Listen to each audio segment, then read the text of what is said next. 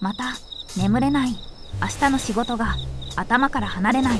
体が心が悲鳴を上げていた。最高のパフォーマンスなんて夢のまた夢。僕の生産性は日に日に落ちていった。そこで AI に頼ることにした。頭の中のやることリストを全部 AI に預けた。心配事が消えていた。その夜、僕は8時間眠った。